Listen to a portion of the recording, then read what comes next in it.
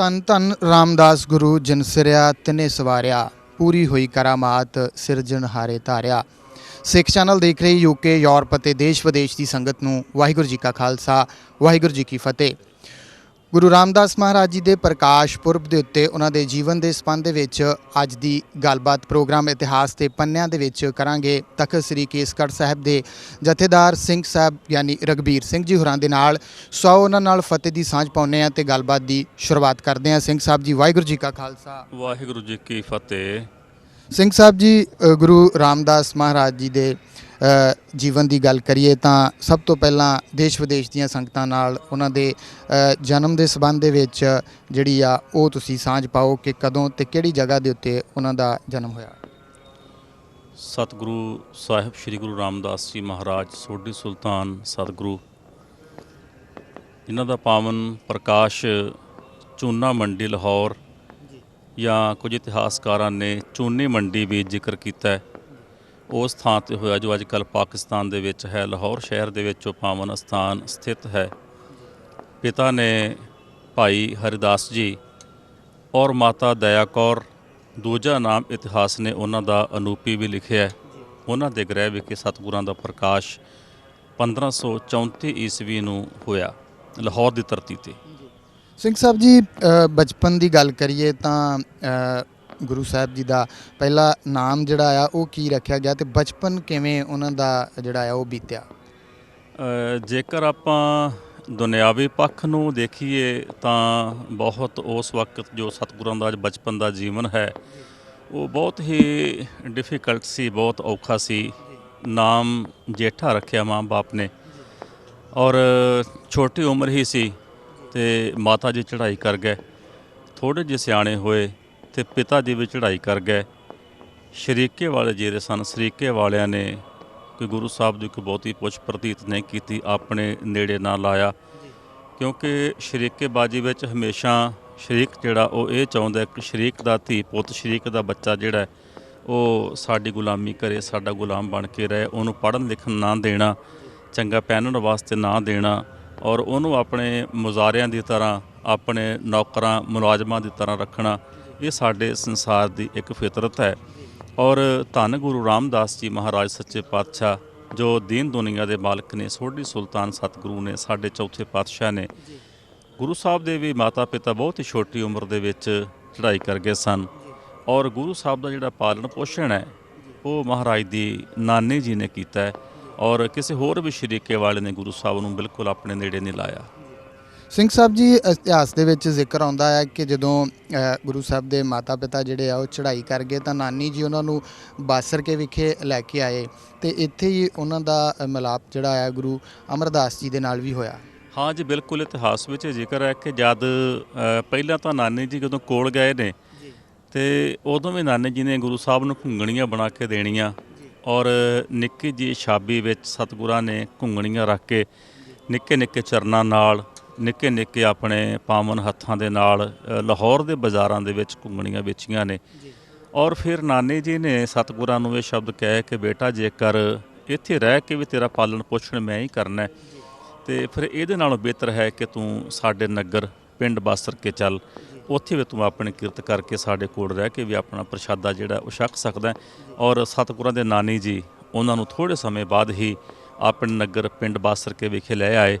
ਜਦੋਂ ਜਿਵੇਂ ਕਿ ਸਾਡਾ ਸਮਾਜਿਕ ਇੱਕ ਰਿਸ਼ਤਾ ਹੈ ਕਿ ਜਦੋਂ ਪਤਾ ਲੱਗਾ ਗੁਰੂ ਅਮਰਦਾਸ ਜੀ ਮਹਾਰਾਜ, ਕਿਉਂਕਿ ਬੜੇ ਵੱਡੇ ਪਿੰਡ ਦੇ ਚੌਧਰੀ ਸਨ, ਪਿੰਡ ਦੇ ਆਗੂ ਸਨ, ਚੰਗੇ ਸਰਮਾਏਦਾਰ ਕਰਦੇ ਸਨ ਗੁਰੂ ਅਮਰਦਾਸ ਜੀ ਮਹਾਰਾਜ, ਅਤੇ ਜਦੋਂ ਨਾਨੀ ਜੀ ਦੇ ਆਉਣ ਦੀ ਖਬਰ ਉਹਨਾਂ ਨੂੰ ਮਿਲੀ ਕਿ ਇਸ ਤਰ੍ਹਾਂ ਉਹ ਨਾਨੀ ਜੀ, ਬੀਬੀ ਜੀ, ਮਾਤਾ ਜੀ ਜਿਹੜੇ ਨੇ ਉਹ ਆਪਣੇ ਦੋਹਤੇ ਨੂੰ ਲੈ ਕੇ ਅਤੇ ਪਿੰਡ ਬਾਸਰ ਕੇ ਵਿਖੇ ਆਏ ਨੇ ਅਤੇ ਉਦੋਂ ਸਤਿਗੁਰੂ ਗੁਰੂ ਅਮਰਦਾਸ ਜੀ ਮਹਾਰਾਜ ਪਰਚਾਉਣੀ ਕਰਨ ਵਾਸਤੇ, ਅਫਸੋਸ ਕਰਨ ਵਾਸਤੇ ਉਹਨਾਂ ਦੇ ਕੋਲ ਗਏ ਸਨ।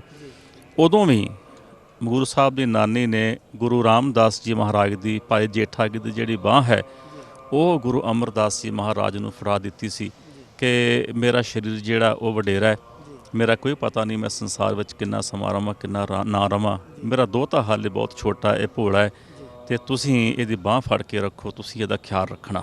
ਉਦੋਂ ਗੁਰੂ ਅਮਰਦਾਸ ਜੀ ਮਹਾਰਾਜ ਨੇ ਜੋ ਨਾਨੀ ਨੇ ਬਾਂਹ ਫੜਾਈ ਸੀ, ਪਿੰਡ ਬਾਸਰ ਕੇ ਜੋ ਅੰਮ੍ਰਿਤਸਰ ਸਾਹਿਬ ਤੋਂ ਬਿਲਕੁਲ ਨੇੜੇ ਸਥਿਤ ਸਥਾਨ ਹੈ, ਉੱਥੇ ਗੁਰੂ ਸਾਹਿਬ ਦੇ ਦਰਸ਼ਨ ਗੁਰੂ ਅਮਰਦਾਸ ਜੀ ਮਹਾਰਾਜ ਦੇ ਉਹਨਾਂ ਨੂੰ ਪਹਿਲੀ ਵਾਰ ਹੋਏ ਸਨ। ਸਿੰਘ ਸਾਹਿਬ ਜੀ, ਜਦੋਂ ਨਾਨੀ ਜੀ ਨੇ ਗੁਰੂ ਅਮਰਦਾਸ ਜੀ ਨੂੰ ਬਾਂਹ ਫੜਾ ਦਿੱਤੀ ਤਾਂ ਫਿਰ ਅਗਲਾ ਜਿਹੜਾ ਦੌਰ ਆ ਉਹ ਸ਼ੁਰੂ ਹੁੰਦਾ ਆ। ਫਿਰ ਗੁਰੂ ਸਾਹਿਬ ਕਿੱਥੇ ਲੈ ਕੇ ਗਏ ਭਾਈ ਜੇਠਾ ਨੂੰ, ਤੇ ਫਿਰ ਕਿਵੇਂ ਉੱਥੇ ਕੀ ਕਾਰ ਕਰਿਆ ਕਰਦੇ ਸਨ, ਕਿਵੇਂ ਗੁਰੂ ਸਾਹਿਬ ਦੇ ਨਾਲ ਉਹ ਰਹੇ? ਪਹਿਲਾਂ ਤਾਂ ਉਹਨਾਂ ਨੇ ਨਗਰ ਆਪਣੇ ਨਾਨਕੇ ਨਗਰ ਪਿੰਡ ਬਾਸਰ ਕੇ ਵੇਖਿਆ ਵੀ ਉਹੀ ਕਾਰ ਕੀਤੀ। ਜਦੋਂ ਫਿਰ ਗੁਰੂ ਅਮਰਦਾਸ ਜੀ ਮਹਾਰਾਜ ਗੁਰਤਾ ਗੱਦੀ 'ਤੇ ਸੁਭਾਇਮਾਨ ਹੋਏ, ਜਿੱਥੇ ਹੋਰ ਸੰਗਤਾਂ ਸੇਵਾਵਾਂ ਕਰਨ ਵਾਸਤੇ ਜਾਇਆ ਕਰਦੀਆਂ ਸਨ, ਉੱਥੇ ਜਿਵੇਂ ਨਗਰ ਨਿਵਾਸੀ ਗਏ ਜਾਂ ਗੁਰੂ ਸਾਹਿਬ ਦਾ ਆਪਣਾ ਪਰਿਵਾਰ ਸੀ ਗੁਰੂ ਅਮਰਦਾਸ ਜੀ ਮਹਾਰਾਜ ਦਾ, ਉਹ ਵੀ ਗੋਇੰਦਵਾਲ ਸਾਹਿਬ ਚਲੇ ਗਏ। ਅਤੇ ਇੱਦਾਂ ਸੰਗਤਾਂ ਦੇ ਨਾਲ ਗੁਰੂ ਰਾਮਦਾਸ ਜੀ ਮਹਾਰਾਜ ਵੀ ਗੋਇੰਦਵਾਲ ਸਾਹਿਬ ਵੀ ਚਲੇ ਗਏ। ਉੱਥੇ ਜਾ ਕੇ ਵੀ ਸਤਿਗੁਰਾਂ ਨੇ ਘੁੰਗਣੀਆਂ ਵੇਚਣ ਦੀ ਕਾਰ ਕੀਤੀ ਹੈ, ਨਾਲ ਘੁੰਗਣੀਆਂ ਵੇਚਣ ਦੀ ਕਾਰ ਕਰਨੀ, ਔਰ ਨਾਲ ਹੀ ਸਤਿਗੁਰਾਂ ਨੇ ਜਿਹੜਾ ਬਾਕੀ ਸਮਾਂ ਹੋਣਾ ਉਹ ਸੇਵਾ ਦੇ ਵਿੱਚ ਗੁਜ਼ਾਰਨਾ। ਬਹੁਤ ਤਨ ਮਨ ਕਰਕੇ ਬੜੀ ਲਗਨ ਦੇ ਨਾਲ ਗੁਰੂ ਰਾਮਦਾਸ ਜੀ ਮਹਾਰਾਜ ਗੋਇੰਦਵਾਲ ਸਾਹਿਬ ਸੇਵਾ ਕਰਿਆ ਕਰਦੇ ਸਨ। ਸਿੰਘ ਸਾਹਿਬ ਜੀ, ਇਹ ਵੀ ਜ਼ਿਕਰ ਆਉਂਦਾ ਇਤਿਹਾਸ ਦੇ ਵਿੱਚ ਕਿ ਗੁਰੂ ਅਮਰਦਾਸ ਮਹਾਰਾਜ ਜੀ ਦੀਆਂ ਪਾਰਖੂ ਨਜ਼ਰਾਂ ਨੇ ਪਹਿਲਾਂ ਹੀ ਗੁਰੂ ਰਾਮਦਾਸ ਮਹਾਰਾਜ ਜੀ ਨੂੰ ਦੇਖ ਲਿਆ ਸੀ ਕਿ ਇਹਨਾਂ ਦਾ ਸੁਭਾਅ ਕਿਵੇਂ ਦਾ ਆ ਅਤੇ ਕਿਵੇਂ ਬਾਣੀ ਦੇ ਨਾਲ ਜਿਹੜੇ ਆ ਉਹ ਜੁੜੇ ਹੋਏ ਆ। ਸੋ ਉਹਨਾਂ ਦੀ ਸ਼ਖਸੀਅਤ ਦੇ ਬਾਰੇ ਦੇ ਵਿੱਚ ਜੇ ਗੱਲ ਕਰੀਏ ਤਾਂ ਗੁਰੂ ਅਮਰਦਾਸ ਮਹਾਰਾਜ ਜੀ ਦੇ ਸਾਹਮਣੇ ਕਿਵੇਂ ਦੀ ਸ਼ਖਸੀਅਤ ਉਹਨਾਂ ਦੀ ਜਿਹੜੀ ਆ ਉਹ ਉੱਭਰ ਕੇ ਆਈ ਸੀ? ਦੇਖੋ, ਗੁਰੂ ਅਮਰਦਾਸ ਜੀ ਮਹਾਰਾਜ ਸਮਰੱਥ ਗੁਰੂ ਸਨ, ਅਕਾਲ ਪੁਰਖ ਦਾ ਨਿੱਜ ਸਰੂਪ ਸਨ। ਉਹਨਾਂ ਨੂੰ ਤਾਂ ਸਾਰਾ ਪਤਾ ਹੀ ਸੀ ਕਿ ਆਉਣ ਵਾਲੇ ਸਮੇਂ ਵਿੱਚ ਕੀ ਹੋਣਾ ਹੈ ਔਰ ਕਿਹਨੇ ਇਸ ਗੱਦੀ ਦਾ ਵਾਰਸ ਬਣਨਾ। ਸਤਿਗੁਰਾਂ ਨੂੰ ਸਾਰਾ ਪਤਾ ਸੀ, ਲੇਕਿਨ ਸੰਸਾਰਕ ਤੌਰ 'ਤੇ ਸਤਿਗੁਰਾਂ ਨੇ ਪਰਖਾਂ ਵੀ ਕੀਤੀਆਂ, ਕਿਉਂਕਿ ਸਤਿਗੁਰੂ ਦੀ ਪਾਰਖੂ ਨਜ਼ਰ ਜਿਹੜੀ ਸੀ ਉਹ ਭਾਈ ਜੇਠਾ ਜੀ ਉੱਤੇ ਹਮੇਸ਼ਾ ਪਿਆ ਕਰਦੀ ਸੀ। ਜਦੋਂ ਕਿ ਇਤਿਹਾਸ ਦਾ ਜ਼ਿਕਰ ਹੈ ਕਿ ਮਾਤਾ ਮਨਸ਼ਾ ਦੇਵੀ ਜੀ ਨੇ ਗੁਰੂ ਅਮਰਦਾਸ ਜੀ ਮਹਾਰਾਜ ਨੂੰ ਕਿਹਾ ਕਿ ਸਾਡੀ ਬੱਚੀ ਹੁਣ ਜਵਾਨ ਹੋ ਗਈ ਹੈ ਅਤੇ ਸਾਨੂੰ ਬੱਚੀ ਦੇ ਵਾਸਤੇ ਕੋਈ ਚੰਗਾ ਵਰ ਜਿਹੜਾ ਉਹ ਟੋਲਣਾ ਚਾਹੀਦਾ। ਅਤੇ ਮਹਾਰਾਜ ਸਵਾਲ ਕਰਦੇ ਨੇ ਕਿ ਵਰ ਕਿਹੋ ਜਿਹਾ ਚਾਹੀਦਾ? ਅਤੇ ਮਾਤਾ ਜੀ ਕਹਿਣ ਲੱਗੇ ਕਿ ਜਿਸ ਤਰ੍ਹਾਂ ਦਾ ਇਹ ਨੌਜਵਾਨ ਹੈ, ਕਿੰਨਾ ਸੋਹਣਾ ਸੁਨੱਖਾ, ਕਿੰਨਾ ਭੋਲਾ ਹੈ, ਕਿੰਨੀ ਲਗਨ ਨਾਲ ਸੇਵਾ ਕਰਦਾ, ਇੱਦਾਂ ਦਾ ਜਿਹੜਾ ਨੌਜਵਾਨ ਬਾਲਕ ਹੈ ਉਹ ਸਾਨੂੰ ਸਾਡੀ ਬੱਚੀ ਭਾਨੀ ਵਾਸਤੇ ਚਾਹੀਦਾ। ਅਤੇ ਗੁਰੂ ਅਮਰਦਾਸ ਜੀ ਮਹਾਰਾਜ ਕਹਿਣ ਲੱਗੇ ਕਿ ਇਹਦੇ ਵਰਗਾ ਤੇ ਪਰਮਾਤਮਾ ਨੇ ਉਹੀ ਪੈਦਾ ਕੀਤਾ, ਮਨਸ਼ਾ ਦੇ ਵੀ ਇਹਦੇ ਵਰਗਾ ਕੋਈ ਹੋਰ ਸੰਸਾਰ 'ਤੇ ਹੈ ਨਹੀਂ। ਇਹ ਸ਼ਬਦ ਕਹਿ ਸਕਦੇ। ਸਿੰਘ ਸਾਹਿਬ ਜੀ, ਫਿਰ ਕਦੋਂ ਗੁਰੂ ਸਾਹਿਬ ਦਾ ਜਿਹੜਾ ਆ ਉਹ ਆਨੰਦ ਕਾਰਜ ਹੁੰਦਾ ਆ ਅਤੇ ਫਿਰ ਅੱਗੇ ਦਾ ਜੀਵਨ ਜਿਹੜਾ ਆ ਉਹ ਕਿਵੇਂ ਚੱਲਦਾ, ਗੁਰਤਾ ਗੱਦੀ ਤੱਕ ਕਿਵੇਂ ਪਹੁੰਚਦੇ ਆ?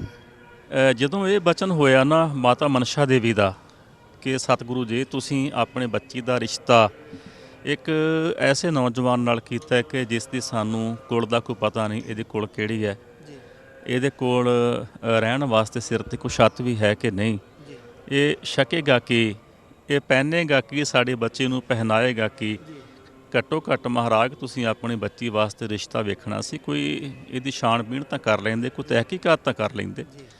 ਉੱਥੇ ਫਿਰ ਸਤਿਗੁਰਾਂ ਨੇ ਇਹ ਬਚਨ ਮਾਤਾ ਮਨਸ਼ਾ ਦੇਵੀ ਨੂੰ ਕਹੇ ਸਨ ਜੋ ਅੱਜ ਅਸੀਂ ਸਾਰਾ ਸੰਸਾਰ ਤੱਕਦੇ ਹਾਂ ਕਿ ਗੁਰੂ ਰਾਮਦਾਸ ਦੇ ਘਰ ਵਿੱਚ ਕਿੰਨੀਆਂ ਬਰਕਤਾਂ ਨੇ।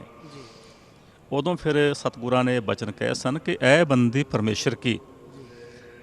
ਜਿਸ ਨੌਜਵਾਨ ਦੇ ਖਾਨਦਾਨ ਬਾਰੇ ਤੂੰ ਗੱਲ ਕਰਦੀ ਆਂ, ਇਹ ਲਾਹੌਰ 'ਤੇ ਰਹਿਣ ਵਾਲੇ ਸੋਢੀਆਂ ਦੀ ਕੁਲ ਦਾ ਰਤਨ ਹੈ। ਤੂੰ ਕਹਿੰਦੀ ਆ ਕਿ ਇਹਦੇ ਕੋਲ ਰਹਿਣ ਵਾਸਤੇ ਛੱਤ ਵੀ ਹੈ ਕਿ ਨਹੀਂ, ਇਹਦਾ ਘਰ ਇੰਨਾ ਵੱਡਾ ਹੋਏਗਾ ਕਿ ਇਹਦੇ ਘਰ ਵਿੱਚ ਲੱਖਾਂ ਲੋਕ ਆ ਕੇ ਰਹਿਣ ਬਸੇਰੇ ਕਰਿਆ ਕਰਨਗੇ। ਤੂੰ ਕਹਿੰਦੀ ਆ ਕਿ ਇਹਦੇ ਕੋਲ ਖਾਣ ਵਾਸਤੇ ਟੁੱਕੜ ਵੀ ਹੈ ਕਿ ਨਹੀਂ, ਇਹਦੇ ਕੋਲ ਇੰਨਾ ਟੁੱਕੜ ਹੋਏਗਾ, ਇਹਦੀ ਰਸੋਈ ਇੰਨੀ ਵੱਡੀ ਹੋਏਗੀ, ਇਹਦਾ ਲੰਗਰ ਇੰਨਾ ਵੱਡਾ ਹੋਏਗਾ ਕਿ ਲੱਖਾਂ ਲੋਕ ਆ ਕੇ ਇਹਦੇ ਲੰਗਰਾਂ 'ਚੋਂ ਪ੍ਰਸ਼ਾਦੇ ਛਕ ਕੇ ਧੰਨ ਭਾਗ ਸਮਝਿਆ ਕਰਨਗੇ। ਤੂੰ ਕਹਿੰਦੀ ਆ ਕਿ ਇਹਦੇ ਕੋਲ ਪਹਿਨਣ ਵਾਸਤੇ ਵੀ ਕੁਝ ਹੈ ਕਿ ਨਹੀਂ, ਇਹਦੇ ਪਹਿਨਣ ਵਾਸਤੇ ਲੋਕ ਕਤਾਰਾਂ ਵਿੱਚ ਖੜ੍ਹੇ ਹੋਇਆ ਕਰਨਗੇ। ਇਹ 'ਚ ਸ਼ਬਦ ਜਿਹੜੇ ਸਨ ਜਿਵੇਂ ਇਤਿਹਾਸਕਾਰਾਂ ਤੋਂ ਸੁਣੇ ਨੇ ਕਿ ਅੱਜ ਆਪਾਂ ਦੇਖਦੇ ਹਾਂ ਕਿ ਅੱਜ ਗੁਰੂ ਰਾਮਦਾਸ ਦੇ ਘਰ ਦੀ ਵਡਿਆਈ ਹੈ। ਅੱਜ ਲੱਖਾਂ ਲੋਕ ਆ ਕੇ ਇਸ ਘਰ ਵਿੱਚ ਰਹਿਣ ਬਸੇਰੇ ਕਰਦੇ ਨੇ, ਰਾਤਾਂ ਕੱਟਦੇ ਨੇ, ਯਾਤਰੂ ਆਉਂਦੇ ਨੇ। ਲੱਖਾਂ ਲੋਕ ਜਿਹੜੇ ਨੇ ਅੱਜ ਦੀ ਡੇਟ ਵਿੱਚ ਰੋਜ਼ਾਨਾ ਦੀ ਔਸਤ ਜਿਹੜੀ ਹੈ ਸੱਚਖੰਡ ਹਰਿਮੰਦਰ ਸਾਹਿਬ ਦੀ 1.5 ਲੱਖ ਦੀ ਤਕਰੀਬਨ ਐਵਰੇਜ ਹੈ ਕਿ ਸੰਗਤ ਇੱਕ ਦਿਨ ਵਿੱਚ ਪ੍ਰਸ਼ਾਦਾ ਛਕਦੀ ਹੈ। ਔਰ ਸਾਲ 2-2 ਸਾਲ ਤੱਕ ਗੁਰੂ ਸਾਹਿਬ ਨੂੰ ਜਿਹੜੇ ਬਸਤਰ ਭੇਟ ਹੁੰਦੇ ਨੇ ਉਹਨਾਂ ਦੇ ਸੰਗਤ ਨੂੰ ਉਡੀਕ ਕਰਨੀ ਪੈਂਦੀ ਹੈ ਕਿ ਅੱਜ ਇੱਕ ਬਸਤਰ ਜਿਹੜਾ ਗੁਰੂ ਸਾਹਿਬ ਨੂੰ ਭੇਟ ਹੁੰਦਾ ਉਹਦੀ ਘੱਟੋ ਘੱਟ 2-2.5 ਲੱਖ ਰੁਪਈਆ ਕੀਮਤ ਹੈ। ਉਸ ਵਕਤ ਫਿਰ ਗੁਰੂ ਅਮਰਦਾਸ ਜੀ ਜਿਹੜੇ ਬਚਨ ਕੀਤੇ ਸਨ, ਫਿਰ ਇਹ ਸਾਰੇ ਬਚਨਾਂ ਤੋਂ ਬਾਅਦ ਫਿਰ ਬੀਬੀ ਭਾਨੀ ਜੀ ਦਾ ਜਿਹੜਾ ਆਨੰਦ ਕਾਰਜ ਸੀ ਗੁਰੂ ਰਾਮਦਾਸ ਜੀ ਦੇ ਨਾਲ, ਭਾਈ ਜੇਠਾ ਜੀ ਦੇ ਨਾਲ ਗੁਰੂ ਸਾਹਿਬ ਨੇ ਕੀਤਾ। ਸਿੰਘ ਸਾਹਿਬ ਜੀ, ਇਤਿਹਾਸ ਦੇ ਵਿੱਚ ਇਹ ਵੀ ਜ਼ਿਕਰ ਆਉਂਦਾ ਕਿ ਜਦੋਂ ਸੰਗਤ ਲਾਹੌਰ ਤੋਂ ਗੋਇੰਦਵਾਲ ਸਾਹਿਬ ਪਹੁੰਚਦੀ ਆ ਤਾਂ ਗੁਰੂ ਰਾਮਦਾਸ ਮਹਾਰਾਜ ਜੀ ਨੂੰ ਦੇਖਦੇ ਆ ਤਾਂ ਉਹ ਬੜੇ ਨਿਰਾਸ਼ ਹੁੰਦੇ ਆ ਕਿ ਜਵਾਈ ਜਿਹੜਾ ਆ ਉਹ ਸਹੁਰਿਆਂ ਦੇ ਘਰ ਇਸ ਤਰੀਕੇ ਦੇ ਨਾਲ ਜਿਹੜੀ ਕਾਰ ਆ ਉਹ ਕਰ ਰਿਹਾ ਆ। ਤਾਂ ਉਹ ਫਿਰ ਕਿਹੜੇ ਤਰੀਕੇ ਦੇ ਨਾਲ ਉਹ ਸਾਰੀ ਗੱਲਬਾਤ ਜਿਹੜੀ ਆ ਹੁੰਦੀ, ਮੈਂ ਚਾਹੂੰਗਾ ਸੰਗਤਾਂ ਨਾਲ ਸਾਂਝ ਪਾਓ। ਦੇਖੋ, ਜ਼ਮਾਨੇ ਦੇ ਸੰਸਾਰ ਦੀ ਇੱਕ ਸਾਡੀ ਫਿਤਰਤ ਹੈ ਸਭ ਦੀ ਕਿ ਐਸੀ ਹਮੇਸ਼ਾ ਕੀ ਕਹਿੰਦੇ ਨੇ, ਪੰਜਾਬੀ ਦੀ ਇੱਕ ਕਹਾਵਤ ਹੈ ਕਿ ਚੜ੍ਹਦੇ ਸੂਰਜਾਂ ਨੂੰ ਸਲਾਮਾਂ। ਸ਼ਰੀਕੇ ਵਾਲਿਆਂ ਨੂੰ ਇਹ ਸੀ ਕਿ ਸਾਡਾ ਬੱਚਾ ਭਾਈ ਜੇਠਾ ਗੁਰੂ ਘਰ ਦਾ ਜਵਾਈ ਹੈ, ਗੁਰੂ ਅਮਰਦਾਸ ਮਹਾਰਾਜ ਦਾ ਜਵਾਈ ਹੈ, ਔਰ ਉਹਦੇ ਕੋਲ ਜਾਵਾਂਗੇ, ਸਾਡੀ ਖਾਤਰ ਕਰੇਗਾ, ਕਿਤੇ ਪਲੰਘਾ ਵਿਛਾ ਕੇ ਬੈਠਾ ਹੋਊਗਾ, ਨੌਕਰ ਚਾਕਰ ਸੇਵਾਦਾਰ ਆਸੇ-ਪਾਸੇ ਸੇਵਾ ਕਰਦੇ ਹੋਣਗੇ, ਸਾਡੀ ਖੂਬ ਖਾਤਰ ਕਰੇਗਾ। ਜਦ ਉਹ ਗੋਇੰਦਵਾਲ ਸਾਹਿਬ ਦਾ ਪੱਤਣ ਪਾਰ ਕਰਕੇ ਗੋਇੰਦਵਾਲ ਸਾਹਿਬ ਦੇ ਅੰਦਰ ਪ੍ਰਵੇਸ਼ ਕਰਦੇ ਨੇ ਤੇ ਕੀ ਤੱਕਦੇ ਨੇ ਕਿ ਅੱਗੋਂ ਇੱਕ ਨੌਜਵਾਨ ਜਿਹਨੇ ਸਿਰ ਦੇ ਉੱਤੇ ਇੱਕ ਟੋਕਰੀ ਚੁੱਕੀ ਹੈ ਉਹ ਤੁਰਿਆ ਆਉਂਦਾ ਤੇ ਮਨ 'ਚ ਸੋਚਦੇ ਨੇ ਕਿ ਇਹ ਜਿਹੜਾ ਨੌਜਵਾਨ ਟੋਕਰਾ ਲੈ ਕੇ ਆ ਰਿਹਾ, ਇਹਨੂੰ ਪੁੱਛਾਂਗੇ ਕਿ ਸਾਡਾ ਜੇਠਾ ਕਿੱਥੇ ਹੈ। ਜਦੋਂ ਉਹ ਕੋਲ ਜਾਂਦੇ ਨੇ ਇੱਕ ਦੂਜੇ 'ਤੇ ਤਾਂ ਕੀ ਤੱਕਦੇ ਨੇ, ਦੇਖ ਕੇ ਅੱਗ ਬਬੂਲਾ ਹੋ ਜਾਂਦੇ ਆ ਕਿ ਇਹ ਕੋਈ ਨੌਜਵਾਨ ਹੋਰ ਨਹੀਂ ਬਲਕਿ ਸਾਡਾ ਜੇਠਾ ਹੀ ਹੈ। ਔਰ ਬਹੁਤ ਸਤਿਗੁਰਾਂ ਨੂੰ ਉਹਨਾਂ ਨੇ ਅਪਸ਼ਬਦ ਜਿਹੜੇ ਸਨ ਉਸ ਵਕਤ ਬੋਲੇ ਕਿ ਤੂੰ ਸੋਢੀਆਂ ਦਾ ਨੱਕ ਵਢਾ ਦਿੱਤਾ ਹੈ, ਜੇਕਰ ਤੂੰ ਮਜ਼ਦੂਰੀ ਕਰਨੀ ਸੀ ਤੇ ਲਾਹੌਰ ਰਹਿ ਕੇ ਮਜ਼ਦੂਰੀ ਕਰਦਾ, ਸਹੁਰਿਆਂ ਦੇ ਘਰ ਆ ਕੇ ਮਜ਼ਦੂਰ ਬਣ ਕੇ ਨੌਕਰ ਬਣ ਕੇ ਇਕਾਰ ਨਾ ਕਰਦਾ, ਤੂੰ ਸਾਡਾ ਬਹੁਤ ਨੱਕ ਵਢਾਇਆ ਸੋਢੀਆਂ ਦਾ।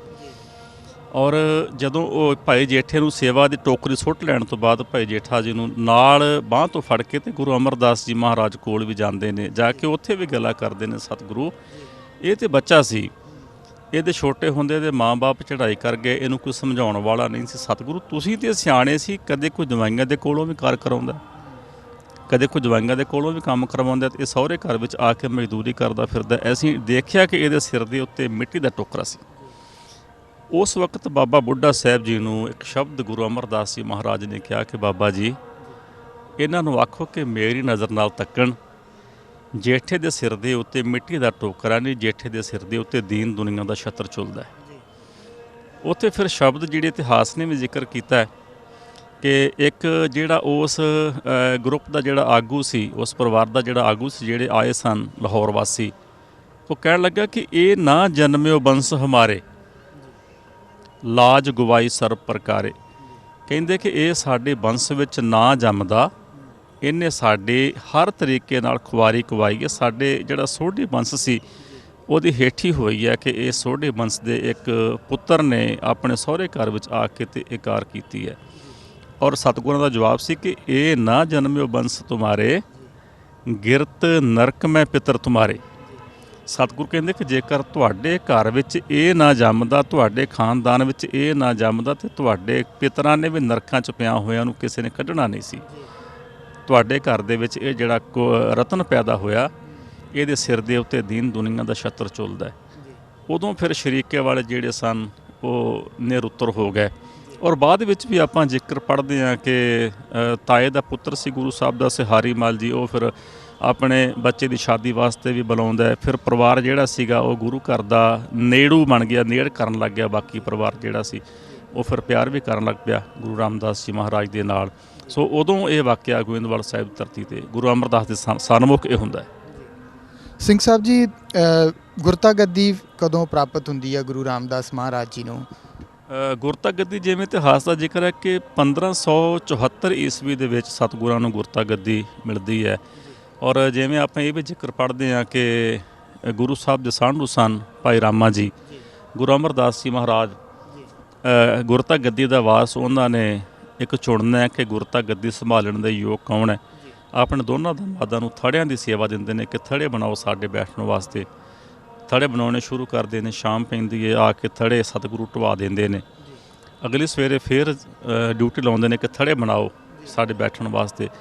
ਅਗਲਾ ਦਿਨ ਹੁੰਦਾ, ਸ਼ਾਮ ਪੈਂਦੀ ਹੈ, ਗੁਰੂ ਸਾਹਿਬ ਆਉਂਦੇ ਨੇ ਤੇ ਜਿਹੜਾ ਥੜਾ ਬਣਾਇਆ ਸੀ ਭਾਈ ਰਾਮਾ ਜੀ ਨੇ, ਉਹ ਥੜੇ ਦੁਆਲੇ ਫਿਰ ਕੇ ਕਹਿੰਦੇ ਨੇ ਕਿ ਰਾਮਿਆ ਥੜਾ ਸਾਡੇ ਬੈਠਣ ਯੋਗ ਨਹੀਂ ਬਣਿਆ। ਉਹ ਕਹਿਣ ਲੱਗਾ ਮਹਾਰਾਜ ਜਿਵੇਂ ਤੁਸੀਂ ਕਿਹਾ ਸੀ ਉਵੇਂ ਬਣਾਇਆ ਹੈ। ਗੁਰੂ ਰਾਮਦਾਸ ਜੀ ਕੋਲ ਜਾਂਦੇ ਨੇ ਕਿ ਜੇਠਿਆ ਥੜਾ ਸਾਡੇ ਬੈਠਣ ਯੋਗ ਨਹੀਂ ਬਣਿਆ।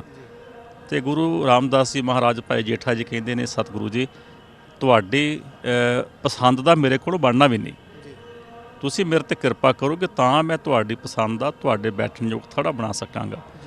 ਅਗਲਾ ਦਿਨ ਫੇਰ ਹੋਇਆ, ਫੇਰ ਥੜੇ ਬਣਾਉਣੇ ਸ਼ੁਰੂ ਕੀਤੇ, ਫੇਰ ਸ਼ਾਮ ਪੈ ਗਈ ਔਰ ਗੁਰੂ ਅਮਰਦਾਸ ਜੀ ਮਹਾਰਾਜ ਆ ਕੇ ਭਾਈ ਰਾਮਾ ਜੀ ਨੂੰ ਕਹਿੰਦੇ ਨੇ ਕਿ ਰਾਮਿਆ ਥੜਾ ਸਾਡੇ ਬੈਠਣ ਯੋਗ ਨਹੀਂ ਬਣਿਆ। ਉਹ ਕਹਿੰਦਾ ਹੈ ਕਿ ਅਸਲ ਵਿੱਚ ਪਿਤਾ ਜੀ ਤੁਹਾਡੀ ਉਮਰ ਵਡੇਰੀ ਹੋ ਗਈ ਹੈ, ਤੁਸੀਂ ਜੋ ਸਵੇਰੇ ਕਹਿੰਦੇ ਹੋ ਤੁਹਾਨੂੰ ਸ਼ਾਮ ਨੂੰ ਭੁੱਲ ਜਾਂਦਾ ਹੈ। ਜੋ ਤੁਸੀਂ ਕਿਹਾ ਸੀ, ਜਿਵੇਂ ਤੁਸੀਂ ਕਿਹਾ ਸੀ ਮੈਂ ਤੇ ਉਵੇਂ ਥੜਾ ਬਣਾਇਆ, ਮੇਰਾ ਬਣਾਇਆ ਹੋਇਆ ਥੜਾ ਤੁਹਾਨੂੰ ਪਸੰਦ ਹੀ ਨਹੀਂ ਆ ਰਿਹਾ। ਤੇ ਗੁਰੂ ਰਾਮਦਾਸ ਜੀ ਕੋਲ ਜਾਂਦੇ ਨੇ ਕਿ ਜੇਠਿਆ ਥੜਾ ਸਹੀ ਨਹੀਂ ਬਣਿਆ। ਤੇ ਗੁਰੂ ਰਾਮਦਾਸ ਜੀ ਮਹਾਰਾਜ ਚਰਨ ਫੜ ਕੇ ਕਹਿੰਦੇ ਨੇ ਕਿ ਸਤਿਗੁਰੂ ਤੇਰੀ ਪਸੰਦ ਦਾ ਮੇਰੇ ਕੋਲ ਬਣਨਾ ਵੀ ਨਹੀਂ, ਜੇ ਤੂੰ ਮੇਰੇ ਤੇ ਕਿਰਪਾ ਕਰੇਂਗਾ ਤਾਂ ਮੈਂ ਤੇਰੀ ਪਸੰਦ ਦਾ ਥੜਾ ਬਣਾ ਸਕਦਾ। ਸਤਿਗੁਰੂ ਮੇਰੀ ਮੱਤ ਥੋੜ੍ਹੀ ਹੈ, ਤੁਸੀਂ ਮੈਨੂੰ ਜਿਵੇਂ ਸਮਝਾਉਂਦੇ ਹੋ ਮੈਂ ਉਹ ਭੁੱਲ ਜਾਂਦਾ, ਤੁਸੀਂ ਮੇਰੇ ਤੇ ਕਿਰਪਾ ਕਰੋ, ਮੈਨੂੰ ਮੱਤ ਦਿਓ ਕਿ ਮੈਂ ਤੁਹਾਡੇ ਬੈਠਣ ਯੋਗ ਥੜਾ ਬਣਾ ਸਕਾਂ। ਤੇ ਗੁਰੂ ਅਮਰਦਾਸ ਜੀ ਮਹਾਰਾਜ ਨੇ ਉਠਾ ਕੇ ਤੇ ਘੁੱਟ ਕੇ ਆਪਣੀ ਛਾਤੀ ਨਾਲ ਲਾ ਕੇ ਕਿਹਾ ਸੀ ਜੇਠਿਆ ਗੱਲ ਥੜੇ ਦੀ ਨਹੀਂ, ਗੱਲ ਉਸ ਥੜੇ ਦੀ ਹੈ ਕਿ ਜਿਸ ਥੜੇ ਦੇ ਉੱਤੇ ਗੁਰੂ ਨਾਨਕ ਨੇ ਬੈਠਣਾ ਹੈ, ਉਹ ਥੜਾ ਤੇਰੇ ਹਿਰਦੇ ਵਿੱਚ ਤਿਆਰ ਹੋ ਚੁੱਕਾ ਹੈ। ਉਦੋਂ ਇਹ ਥੜਿਆਂ ਦੀ ਜਿਹੜਾ ਵਾਕਿਆ ਹੁੰਦਾ ਤੇ ਫਿਰ ਸਤਿਗੁਰੂ ਜੀ ਬਾਬਾ ਬੁੱਢਾ ਸਾਹਿਬ ਜੀ ਨੂੰ ਹੁਕਮ ਦਿੰਦੇ ਨੇ ਕਿ ਜੇਠੇ ਦਾ ਇਸ਼ਨਾਨ ਕਰਵਾ ਕੇ ਇਹਨੂੰ ਸੋਹਣੇ ਸਵੱਛ ਬਸਤਰ ਪਹਿਨਾ ਕੇ ਲਿਆਓ। ਤੇ ਗੁਰੂ ਅਮਰਦਾਸ ਜੀ ਮਹਾਰਾਜ ਗੁਰੂ ਰਾਮਦਾਸ ਜੀ ਨੂੰ, ਭਾਈ ਜੇਠਾ ਜੀ ਨੂੰ ਗੁਰੂ ਨਾਨਕ ਦੀ ਗੱਦੀ ਦੇ ਉੱਤੇ ਬਿਰਾਜਮਾਨ ਕਰਦੇ ਨੇ।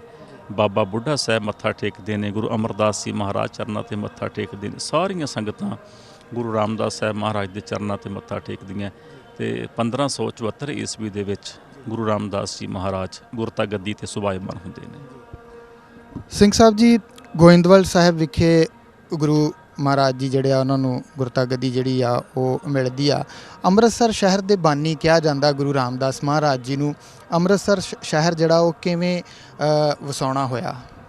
ਅਸਲ ਵਿੱਚ ਅੰਮ੍ਰਿਤਸਰ ਸ਼ਹਿਰ ਦਾ ਜ਼ਿਕਰ ਇਤਿਹਾਸ ਦੇ ਵਿੱਚ ਇਹ ਵੀ ਮਿਲਦਾ ਹੈ ਕਿ ਇੱਥੇ ਗੁਰੂ ਨਾਨਕ ਦੇਵ ਜੀ ਮਹਾਰਾਜ ਨੇ ਚਰਨ ਵੀ ਪਾਏ ਨੇ ਔਰ ਸਾਡਾ ਨਗਰ ਹੈ ਬਿਲਕੁਲ ਨੇੜੇ ਜਿੱਥੇ ਦਾ ਮੇਰਾ ਜਨਮ ਹੈ ਔਰ ਉੱਥੋਂ ਦਾ ਭਾਈ ਤਾਰਾ ਜੀ ਹੋਏ ਨੇ। ਉਹ ਸਭ ਤੋਂ ਪਹਿਲਾਂ ਇੱਥੇ ਇਸ ਥਾਂ 'ਤੇ ਉਹ ਆਏ ਨੇ ਦਰਸ਼ਨ ਕਰਨ ਵਾਸਤੇ, ਗੁਰੂ ਨਾਨਕ ਸਾਹਿਬ ਮਹਾਰਾਜ ਸੱਚੇ ਪਾਤਸ਼ਾਹ ਦਰਸ਼ਨ ਕਰਨ ਵਾਸਤੇ ਆਏ ਨੇ।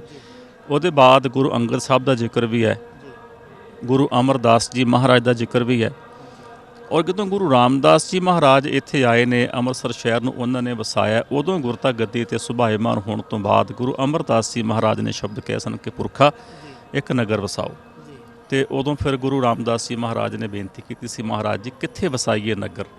ਫਿਰ ਜਿਵੇਂ ਇਤਿਹਾਸ ਨੇ ਜ਼ਿਕਰ ਕੀਤਾ ਕਿ ਗ੍ਰਾਮ ਤੁੰਗ ਤੇ ਇਹ ਉਰੇਰੇ ਗਿਲਵਾਲੀ ਤੇ ਲਖੋ ਉਚੇਰੇ ਹੈ ਸੁਲਤਾਨ ਪਿੰਡ ਜਿਸ ਨਾਮੂ ਤਾਂ ਤੇ ਪੱਛਮ ਦਿਸ ਬਹਿਰਾਮੂ ਤਹਾਂ ਜਾਏ ਤੁਮ ਗ੍ਰਾਮ ਵਸਾਵੋ ਸੁੰਦਰ ਆਪਣੇ ਸਦਨ ਬਣਾਵੋ। ਉਹ ਇਤਿਹਾਸ ਨੇ ਜ਼ਿਕਰ ਕੀਤਾ ਕਿ ਗਲਵਾਲੀ ਔਰ ਤੁੰਗ ਪਿੰਡ ਦੇ ਵਿਚਾਲੇ ਇੱਕ ਨਗਰ ਹੈ ਸੁਲਤਾਨ ਪਿੰਡ। ਸੁਲਤਾਨ ਪਿੰਡ ਨਗਰ ਦੇ ਪੱਛਮ ਦਿਸ਼ਾ ਵਾਲੇ ਪਾਸੇ ਜਾ ਕੇ ਤੁਸੀਂ ਨਗਰ ਵਸਾਓ ਤੇ ਸੁੰਦਰ ਆਪਣੇ ਸਦਨ ਬਣਾਵੋ। ਉੱਥੇ ਤੁਸੀਂ ਆਪਣੇ ਜਿਹੜੇ ਬਹੁਤ ਸੁੰਦਰ ਘਰ ਨੇ ਉਹ ਤੁਸੀਂ ਆ ਕੇ ਬਣਾਉਣਾ ਕਰੋ। ਤੇ ਗੁਰੂ ਅਮਰਦਾਸ ਜੀ ਮਹਾਰਾਜ ਦੀ ਕੀਤੀ ਹੋਈ ਨਿਸ਼ਾਨਦੇਹੀ 'ਤੇ ਜੋ ਗੁਰੂ ਰਾਮਦਾਸ ਜੀ ਮਹਾਰਾਜ ਨੇ ਆ ਕੇ ਇਸ ਨਗਰ ਨੂੰ ਵਸਾਉਣਾ ਕੀਤਾ ਔਰ ਇਸ ਨਗਰ ਦਾ ਨਾਮ ਪਹਿਲਾ ਨਾਮ ਜਿਹੜਾ ਸੀ ਗੁਰੂ ਕਾ ਚੱਕ ਸਤਿਗੁਰਾਂ ਨੇ ਰੱਖਿਆ। ਇਹ ਅੰਮ੍ਰਿਤਸਰ ਸਾਹਿਬ ਦੀ ਧਰਤੀ 'ਤੇ ਗੁਰੂ ਸਾਹਿਬ ਨੇ ਵਸਾਇਆ ਆ ਕੇ। ਸਿੰਘ ਸਾਹਿਬ ਜੀ ਦੇਸ਼ ਵਿਦੇਸ਼ ਦੀਆਂ ਸੰਗਤਾਂ ਦੇ ਨਾਲ ਬੜੇ ਸੁੰਦਰ ਵਿਚਾਰਾਂ ਦੀ ਸਾਂਝ ਕਰ ਰਿਹਾ, ਗੱਲਬਾਤ ਚੱਲ ਰਹੀ ਹੈ ਗੁਰੂ ਰਾਮਦਾਸ ਮਹਾਰਾਜ ਜੀ ਦੇ ਜੀਵਨ ਦੇ ਉੱਤੇ, ਕਿਉਂਕਿ ਉਹਨਾਂ ਦਾ ਪ੍ਰਕਾਸ਼ ਦਿਹਾੜਾ ਸਮੁੱਚੀ ਦੁਨੀਆ ਦੇ ਵਿੱਚ ਵਸਦਾ ਸਿੱਖ ਭਾਈਚਾਰਾ ਤੇ ਸਮੁੱਚੀ ਦੁਨੀਆ ਦੇ ਵਿੱਚ ਵਸਦੀ ਸੰਗਤ ਮਨਾ ਰਹੀ ਹੈ।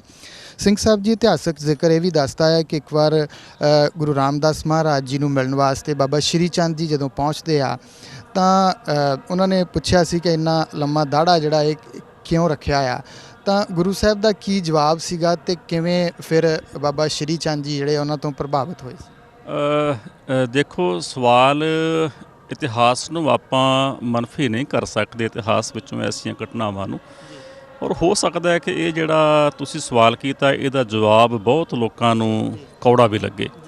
ਔਰ ਜੋ ਜ਼ਿਕਰ ਹੈ ਇਤਿਹਾਸ ਵਿੱਚ ਕਿ 6ਵੇਂ ਪਾਤਸ਼ਾਹ ਤੱਕ ਬਾਬਾ ਸ਼੍ਰੀ ਚੰਦ ਸਾਹਿਬ ਜੀ ਦੀ ਜਿਹੜੀ ਉਦਾਸੀ ਸੰਪਰਦਾਇ ਦਾ ਜਿਹੜਾ ਖਰਚ ਸੀ ਉਹ ਗੁਰੂ ਘਰ ਦੇ ਗੋਲਕ ਦੇ ਵਿੱਚੋਂ ਜਾਂਦਾ ਹੁੰਦਾ ਸੀ ਔਰ ਬਾਬਾ ਸ਼੍ਰੀ ਚੰਦ ਸਾਹਿਬ ਜੀ ਆ ਕੇ ਉਹ ਲੈ ਕੇ ਜਾਇਆ ਕਰਦੇ ਸਨ। ਇੱਕ ਵਾਰ ਐਵੇਂ ਹੀ ਆਏ ਸਨ ਤੇ ਗੁਰੂ ਰਾਮਦਾਸ ਸਾਹਿਬ ਦਰਸ਼ਨ ਕਰਕੇ ਥੋੜ੍ਹਾ ਉਹ ਜਿਵੇਂ ਮਖੌਲ ਦੇ ਮਜ਼ਾਕ ਦੇ ਮੂਡ ਵਿੱਚ ਸਨ, ਕਿਉਂਕਿ ਮਿਲੇ ਤਾਂ ਪਹਿਲਾਂ ਵੀ ਸਨ ਤੇ ਕਹਿਣ ਲੱਗੇ ਕਿ ਤੁਸੀਂ ਦਾੜਾ ਬਹੁਤ ਲੰਬਾ ਰੱਖਿਆ।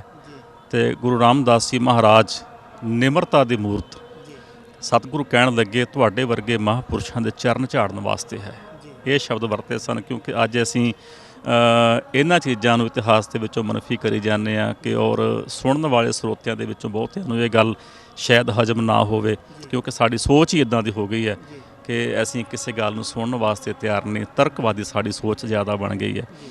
ਔਰ ਬਾਬਾ ਜੀ ਨੇ ਇਹ ਸ਼ਬਦ ਅੱਗੋਂ ਗੁਰੂ ਸਾਹਿਬ ਨੂੰ ਕਹੇ ਸਨ ਕਿ ਇਸੇ ਨਿਮਰਤਾ ਕਰਕੇ ਹੀ ਤੁਸੀਂ ਗੁਰੂ ਨਾਨਕ ਦੀ ਗੱਦੀ ਦੇ ਵਾਰਸ ਬਣੇ ਹੋ, ਔਰ ਗੁਰੂ ਨਾਨਕ ਦੀ ਗੱਦੀ ਦੇ ਯੋਗ ਵੀ ਤੁਸੀਂ ਹੀ ਹੋ। ਤੇ ਤੁਹਾਡੀ ਨਿਮਰਤਾ ਤੁਹਾਨੂੰ ਗੁਰੂ ਨਾਨਕ ਦੇਵ ਜੀ ਮਹਾਰਾਜ ਦੀ ਗੁਰਤਾ ਗੱਦੀ ਤੇ ਬਿਰਾਜਮਾਨ ਉਹਨੇ ਕੀਤਾ ਹੈ। ਸਿੰਘ ਸਾਹਿਬ ਜੀ, ਗੁਰੂ ਰਾਮਦਾਸ ਮਹਾਰਾਜ ਜੀ ਨੇ ਜਿੱਥੇ ਪਹਿਲੇ ਗੁਰੂ ਸਾਹਿਬਾਨ ਦੀ ਬਾਣੀ ਜਿਹੜੀ ਆ ਉਹ ਪੜ੍ਹੀ, ਉਹਨਾਂ ਨੇ ਕੁਝ ਬਾਣੀ ਉਚਾਰਨ ਵੀ ਕੀਤੀ। ਕਿੰਨੀ ਬਾਣੀ ਤੇ ਕਿੰਨੇ ਰਾਗਾਂ ਦੇ ਵਿੱਚ ਬਾਣੀ ਜਿਹੜੀ ਆ ਉਚਾਰਨ? ਕਾਫੀ ਬਾਣੀ ਗੁਰੂ ਸਾਹਿਬ ਨੇ ਉਚਾਰਨ ਕੀਤੀ ਹੈ ਜੀ। 31 ਰਾਗਾਂ ਵਿੱਚੋਂ 29 ਰਾਗਾਂ ਦੇ ਵਿੱਚ ਸਤਿਗੁਰਾਂ ਨੇ ਜਿਹੜੀ ਬਾਣੀ ਹੈ ਉਹ ਉਚਾਰਨ ਕੀਤੀ ਹੈ। ਪੌੜੀਆਂ ਨੇ, ਸ਼ਲੋਕ ਨੇ, ਸ਼ੰਤ ਨੇ, ਕਰਹਲੇ ਨੇ, ਔਰ ਕਾਫੀ ਸਾਰੀ ਬਾਣੀ ਜਿਹੜੀ ਗੁਰੂ ਰਾਮਦਾਸ ਜੀ ਮਹਾਰਾਜ ਨੇ ਉਚਾਰਨ ਕੀਤੀ। ਔਰ 31 ਦੇ ਵਿੱਚੋਂ 29 ਰਾਗਾਂ ਵਿੱਚ ਗੁਰੂ ਸਾਹਿਬ ਦੀ ਬਾਣੀ ਮੌਜੂਦ ਹੈ। ਸਿੰਘ ਸਾਹਿਬ ਜੀ, ਉਹਨਾਂ ਦਾ ਪ੍ਰਕਾਸ਼ ਦਿਹਾੜਾ ਗੁਰੂ ਰਾਮਦਾਸ ਮਹਾਰਾਜ ਜੀ ਦਾ ਮਨਾਇਆ ਜਾ ਰਿਹਾ ਆ। ਕਹਿੰਦੇ ਇੱਥੇ ਬਹੁਤ ਸਾਰੇ ਕਿਰਤੀਆਂ ਨੂੰ ਵੀ ਉਹਨਾਂ ਨੇ ਜਿਹੜਾ ਆ ਉਹ ਵਸਾਇਆ ਸੀਗਾ। ਅੱਜ ਵੀ ਜਿਹੜੇ ਇੱਥੇ ਕਾਰ ਕਰ ਰਹੇ ਨੇ। ਦੇਖੋ, ਅੱਜ ਵੀ ਜਿਹੜੀ ਗੁਰੂ ਰਾਮਦਾਸ ਸਾਹਿਬ ਜੀ ਮਹਾਰਾਜ ਦੀ ਥਿਊਰੀ ਸੀ, ਅੱਜ ਵੀ ਤੁਸੀਂ ਕਿਤੇ ਕੋਈ ਨਵਾਂ ਸ਼ਹਿਰ ਵਸਦਾ, ਕੋਈ ਨਵਾਂ ਨਗਰ ਵਸਦਾ, ਤੇ ਜਦ ਤੱਕ ਉੱਥੇ ਕਿਰਤੀ ਨਹੀਂ ਆਉਣਗੇ ਤਦ ਤੱਕ ਉੱਥੇ ਘਰ ਨਹੀਂ ਬਣ ਸਕਦੇ।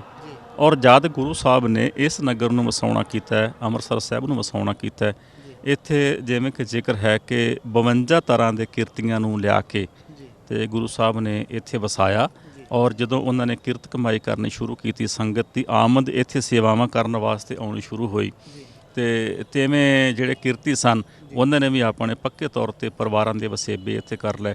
ਹੌਲੀ ਹੌਲੀ ਕਰਕੇ ਜਿਵੇਂ ਆਪਾਂ ਗੁਰਬਾਣੀ ਵਿੱਚ ਵੀ ਪੜ੍ਹਦੇ ਹਾਂ ਕਿ ਵਸ ਦੀ ਸਗਨ ਅਪਾਰ, ਅਨੂਪ ਰਾਮਦਾਸਪੁਰ, ਹਰਹਾ ਨਾਨਕ ਕਸਮ ਰਜਾਹੇ, ਨਾਇਆ ਰਾਮਦਾਸ ਸਰ। ਸੰਘਣੀ ਆਬਾਦੀ ਦਾ ਜ਼ਿਕਰ ਗੁਰੂ ਅਰਜਨ ਦੇਵ ਜੀ ਮਹਾਰਾਜ ਨੇ ਵੀ ਆਪਣੀ ਬਾਣੀ ਵਿੱਚ ਕੀਤਾ, ਕਿਉਂਕਿ ਗੁਰੂ ਅਰਜਨ ਦੇਵ ਸਾਹਿਬ ਜੀ ਦੇ ਸਮੇਂ ਇਸ ਸ਼ਹਿਰ ਦੀ ਆਬਾਦੀ ਬਹੁਤ ਸੰਘਣੀ ਹੋ ਚੁੱਕੀ ਸੀ। ਔਰ ਸਤਿਗੁਰਾਂ ਨੇ ਇੱਥੇ ਵੱਖ-ਵੱਖ ਕਿੱਤਾਕਾਰਾਂ ਨੂੰ ਲਿਆ ਕੇ ਵਸਾ ਕੇ ਤੇ ਇਸ ਸ਼ਹਿਰ ਨੂੰ ਆਬਾਦ ਕੀਤਾ ਹੈ। ਸਿੰਘ ਸਾਹਿਬ ਜੀ, ਗੁਰੂ ਰਾਮਦਾਸ ਮਹਾਰਾਜ ਜੀ ਦੀ ਸੰਤਾਨ ਜਿਹੜੇ ਆ ਉਹ ਕੌਣ ਸੀਗੇ ਤੇ ਕਿਵੇਂ ਉਹਨਾਂ ਨੇ ਫਿਰ ਅੱਗੇ ਅੰਮ੍ਰਿਤਸਰ ਸ਼ਹਿਰ ਦਾ ਵਿਸਤਾਰ ਕੀਤਾ? ਕਿਵੇਂ ਇੱਥੇ ਸੇਵਾ ਜਿਹੜੀ ਆ ਉਹ ਆਰੰਭ ਕੀਤੀ? ਗੁਰੂ ਰਾਮਦਾਸ ਸਾਹਿਬ ਜੀ ਮਹਾਰਾਜ ਦੇ ਘਰ 3 ਸਾਹਿਬਜ਼ਾਦਿਆਂ ਦਾ ਜਨਮ ਹੋਇਆ। ਸਭ ਤੋਂ ਵੱਡੇ ਸਨ ਬਾਬਾ ਪਿਰਥੀ ਚੰਦ ਜੀ, ਉਹਨਾਂ ਤੋਂ ਛੋਟੇ ਸਨ ਬਾਬਾ ਮਹਾਦੇਵ ਜੀ, ਔਰ ਸਭ ਤੋਂ ਛੋਟੇ ਸਨ ਧੰਨ ਧੰਨ ਸਤਿਗੁਰੂ ਗੁਰੂ ਅਰਜਨ ਦੇਵ ਜੀ ਮਹਾਰਾਜ ਸੱਚੇ ਪਾਤਸ਼ਾਹ। ਜਿਵੇਂ ਕਿ ਇਤਿਹਾਸ ਦਾ ਜ਼ਿਕਰ ਹੈ ਕਿ ਜਿਹੜੇ ਪਿਰਥੀ ਚੰਦ ਸਨ ਉਹ ਲਾਲਚੀ ਤਾਮਸੀ ਬਿਰਤੀ ਦੇ ਸਨ, ਔਰ ਉਹਨਾਂ ਨੇ ਗੁਰੂ ਸਾਹਿਬ ਦੇ ਨਾਲ ਸਾਰਾ ਸੇਵਾ ਦਾ ਕੰਮ ਦੇਖਣਾ। ਸਿੰਘ ਸਾਹਿਬ ਜੀ, ਲਾਵਾਂ ਗੁਰੂ ਰਾਮਦਾਸ ਮਹਾਰਾਜ ਜੀ ਨੇ ਲਿਖੀਆਂ 4 ਲਾਵਾਂ ਜਿਹੜੀਆਂ ਕਿ ਅਟੁੱਟ ਅੰਗ ਜਿਹੜਾ ਹੈ ਉਹ ਬਣ ਗਈਆਂ ਜਦੋਂ ਆਨੰਦ ਕਾਰਜ ਹੁੰਦੇ ਆ। ਸੋ ਇਸ ਸੰਬੰਧ ਦੇ ਵਿੱਚ ਅੱਜ ਤੁਸੀਂ ਕੀ ਦੇਖਦੇ ਹੋ ਕਿ ਕਈ ਤਰ੍ਹਾਂ ਦੀਆਂ ਹੋਰ ਰਸਮਾਂ ਵੀ ਵਿੱਚ ਸ਼ਾਮਲ ਹੋ ਗਈਆਂ? ਗੁਰੂ ਸਾਹਿਬ ਨੇ ਸਾਨੂੰ ਇੱਕ ਵਿਲੱਖਣ ਚੀਜ਼ ਜਿਹੜੀ ਆ ਉਹ ਦਿੱਤੀ ਸੀ, ਪਰ ਅੱਜ ਸ਼ਾਇਦ ਅਸੀਂ ਥੋੜ੍ਹਾ ਜਿਹਾ ਭਟਕੇ ਨਜ਼ਰ ਆਉਂਦੇ। ਸਾਡੇ ਤੇ ਸਤਿਗੁਰਾਂ ਨੇ ਬਹੁਤ ਪਰਉਪਕਾਰ ਕੀਤਾ ਸਾਰੇ ਸਿੱਖ ਪੰਥ ਉੱਤੇ ਕਿ ਸਾਡਾ ਆਨੰਦ ਕਾਰਜ ਜਿਹੜਾ ਹੈ ਉਹ ਜਦ ਤੱਕ 4 ਲਾਵਾਂ ਦਾ ਪਾਠ ਨਾ ਹੋਵੇ ਉਹਨਾਂ ਚਿਰ ਉਹਨੂੰ ਸੰਪੰਨ ਨਹੀਂ ਮੰਨਿਆ ਜਾ ਸਕਦਾ। ਔਰ ਬੇਸ਼ੱਕ ਸਾਡੇ ਸਮਾਜ ਵਿੱਚ ਕਈ ਐਸੀਆਂ ਅਣਮੱਤੀ ਰਸਮਾਂ, ਰਿੰਗ ਪਾਉਣੀ, ਰਿੰਗ ਸਰਮਨੀ ਰਿੰਗ ਨੂੰ ਆਪਾਂ ਨਾਮ ਦੇ ਦਿੰਦੇ ਹਾਂ, ਆਮ ਕਰਕੇ ਸਾਡੇ ਲੋਕਾਂ ਵਿੱਚ ਰਿਵਾਜ ਚੱਲਦਾ ਹੈ। ਅਣਜਾਣ ਲੋਕ ਇਹ ਕੰਮ ਕਰਦੇ ਨੇ, ਜੈ ਵਾਲਾ ਪਾਉਣੀ ਜਾਂ ਅਸੀਂ ਸ਼ਬਦਿਕ ਵਰਤਦੇ ਨੇ, ਚੁੰਨੀ ਚੜਾਵਾ ਕਰਨਾ, ਇਹ ਸਾਰੀਆਂ ਅਣਮੱਤਾਂ ਦੀਆਂ ਪਰੰਪਰਾਵਾਂ ਨੇ। ਇਹਨਾਂ ਦਾ ਸਿੱਖ ਧਰਮ ਨਾਲ ਕੋਈ ਸੰਬੰਧ ਨਹੀਂ। ਗੁਰੂ ਰਾਮਦਾਸ ਜੀ ਮਹਾਰਾਜ ਨੇ ਜੋ ਸਿੱਖ ਦਾ ਆਨੰਦ ਕਾਰਜ ਸੰਪੰਨ ਮੰਨਿਆ, ਜੋ ਉਹਦੀ ਕਿਰਪਾ ਨਾਲ ਉਹਦੀ ਮਰਿਆਦਾ ਜੋ ਸਾਨੂੰ ਬਖਸ਼ਿਸ਼ ਕੀਤੀ ਹੈ, ਉਹ ਜਦ ਤੱਕ 4 ਲਾਵਾਂ ਦਾ ਪਾਠ ਨਾ ਹੋਵੇ ਤਦ ਤੱਕ ਜਿਹੜਾ ਆਨੰਦ ਕਾਰਜ ਹੈ ਉਹ ਸੰਪੂਰਨ ਨਹੀਂ ਹੋ ਸਕਦਾ। ਇਸ ਕਰਕੇ ਸਾਡੇ ਇਸ ਪਵਿੱਤਰ ਰਿਸ਼ਤੇ ਵਾਸਤੇ ਸਤਿਗੁਰਾਂ ਨੇ ਬੜੀ ਕਿਰਪਾ ਕੀਤੀ ਹੈ ਕਿ ਸਿੱਖ 4 ਲਾਵਾਂ ਦਾ ਪਾਠ ਕਰਨ ਤੋਂ ਬਿਨਾਂ, ਗੁਰੂ ਸਾਹਿਬ ਦੀਆਂ ਪ੍ਰਕਰਮਾਂ ਕਰਨ ਤੋਂ ਬਿਨਾਂ ਆਨੰਦ ਕਾਰਜ ਨਹੀਂ ਕਰਦਾ। ਸਿੰਘ ਸਾਹਿਬ ਜੀ, ਅੰਤ ਦੇ ਉੱਤੇ ਦੇਸ਼ ਵਿਦੇਸ਼ ਦੀਆਂ ਸੰਗਤਾਂ ਨੂੰ ਕੀ ਸੁਨੇਹਾ ਦੇਣਾ ਚਾਹੋਗੇ, ਕੀ ਕਹਿਣਾ ਚਾਹੋਗੇ ਗੁਰੂ ਰਾਮਦਾਸ ਮਹਾਰਾਜ ਜੀ ਦੇ ਪ੍ਰਕਾਸ਼ ਦਿਹਾੜੇ 'ਤੇ? ਸਤਿਗੁਰੂ ਗੁਰੂ ਰਾਮਦਾਸ ਜੀ ਮਹਾਰਾਜ ਸੱਚੇ ਪਾਤਸ਼ਾਹ ਨਿਮਰਤਾ ਦੀ ਮੂਰਤ ਨੇ, ਸ਼ਾਂਤੀ ਦੀ ਮੂਰਤ ਨੇ। ਜਦ ਵੀ ਗੁਰੂ ਰਾਮਦਾਸ ਜੀ ਮਹਾਰਾਜ ਸੱਚੇ ਪਾਤਸ਼ਾਹ ਦਾ ਪਵਿੱਤਰ ਨਾਮ ਕੰਨਾਂ ਵਿੱਚ ਪੈਂਦਾ ਹੈ, ਜਾਂ ਜ਼ੁਬਾਨ ਤੋਂ ਅਸੀਂ ਗੁਰੂ ਸਾਹਿਬ ਦਾ ਪਵਿੱਤਰ ਨਾਮ ਬੋਲਦੇ ਹਾਂ। ਤੇ ਇੱਕ ਵਿਸ਼ੇਸ਼ ਜੀ ਜੋ ਰਸ ਹੈ ਉਹ ਰਸ ਕੰਨਾਂ ਵਿੱਚ ਔਰ ਰਸਨਾਂ ਦੇ ਉੱਤੇ ਆ ਜਾਂਦਾ ਹੈ, ਕਿਉਂਕਿ ਗੁਰੂ ਰਾਮਦਾਸ ਜੀ ਮਹਾਰਾਜ ਦਾ ਨਾਮ ਹੀ ਇੰਨਾ ਪਵਿੱਤਰ ਹੈ ਕਿ ਗੁਰੂ ਸਾਹਿਬ ਦਾ ਨਾਮ ਜਪਦਿਆਂ ਸਾਰ ਹੀ ਸਾਡਾ ਮਨ ਜਿਹੜਾ ਉਹ ਖੇੜੇ ਵਿੱਚ ਆ ਜਾਂਦਾ ਹੈ। ਸਾਡਾ ਜੋ ਬਿਲਕੁਲ ਜੋ ਆਤਮਾ ਦੀ ਜਿਹੜੀ ਹੈਗੀ ਉਸ ਵੇਲੇ ਜਿਹੜੇ ਉਹਦੇ ਵੇਵਜ਼ ਨੇ ਉਹ ਬਿਲਕੁਲ ਸਾਰੀਆਂ ਚੇਂਜ ਹੋ ਜਾਂਦੀਆਂ। ਇੰਨੀ ਵੱਡੀ ਗੁਰੂ ਰਾਮਦਾਸ ਸਾਹਿਬ ਦੀ ਕਿਰਪਾ ਹੈ। ਸਾਨੂੰ ਅੱਜ ਸਿੱਖਾਂ ਨੂੰ ਸਭ ਤੋਂ ਵੱਡੀ ਘਾਟ ਜਿਹੜੀ ਹੈ ਨਾ ਉਹ ਸੇਵਾ ਦੀ ਤੇ ਨਿਮਰਤਾ ਦੀ ਹੈ।